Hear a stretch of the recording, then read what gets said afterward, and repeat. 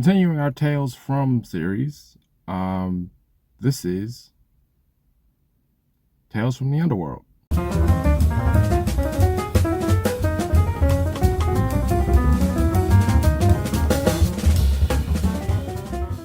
right, Tales from the Underworld is another 6 episodes, 6 mini episodes of characters from Star Wars outside the main story.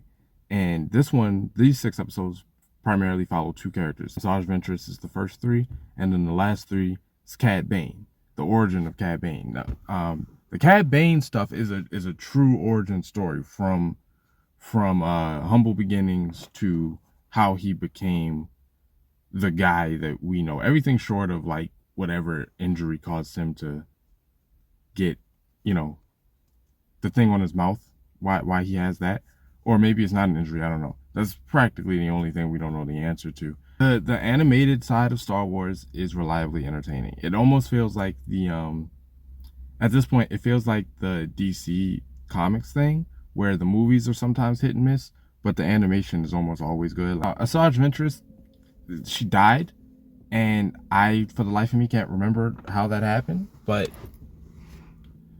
she's revived, and she runs into this kid who's trying to get away from the growing empire. Asajj doesn't want to be involved with any of this stuff.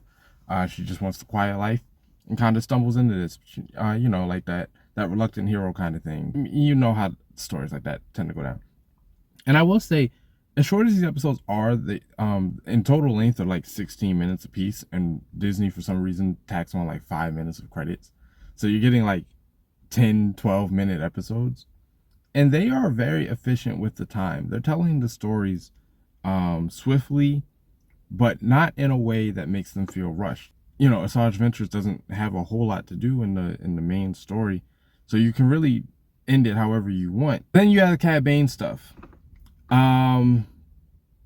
This is your classic kid in the rough streets falls into the wrong crowd, and that crowd cultivates him into a monster, really. Cad Bane is cool in the Clone Wars because he's a bounty hunter, and because he does things for the right price, he can be an ally or enemy depending on the circumstance. These 3 episodes depict Cad Bane as just the complete villain. You understand why. You understand the inevitability, or what feels like the inevitability of it. But you also understand that he very easily could have gone another way. He does have a love interest in these 3 episodes, who's kind of always cautioning him to let sleeping dogs lie and find a more peaceful life, or more reasonable course of action. And he's just tethered by his anger and his hatred. He has a friend that he grew up with on the streets. What ends up happening is him and his friend, when they fell into this bad crowd, they helped with a crime, and Cad Bane got away, and his friend Nero, my bad. His friend Nero gets caught, and so they do a time skip for the next episode. Cad Bane is now an established criminal, and Nero is actually a deputy. So as soon as you find that out, it's like, oh, okay, they're gonna have to end up facing off. So Cad Bane, between his woman and the general populace of the city, and Nero trying to get him to see that things don't have to end badly for him, he has resources to not go the way he wants to go, or he feels compelled to go. But it's just not enough. Now, ultimately, he's going to die at the hands of Boba Fett. So there's that. I guess he's not going to have a happy ending.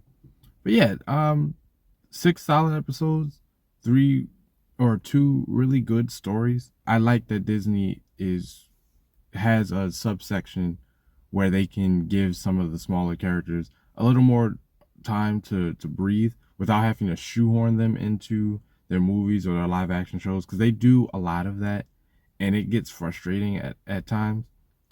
Your initial reaction, like that fan service bone, is like, oh yeah, cool, but then you're like, I don't know that you need to be in everything, right? And honestly, seeing Cad Bane, I was thinking the same. It's like you've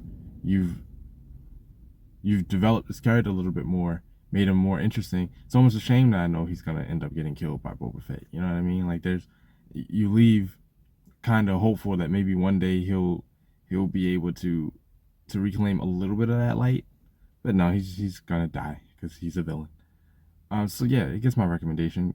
Go check it out.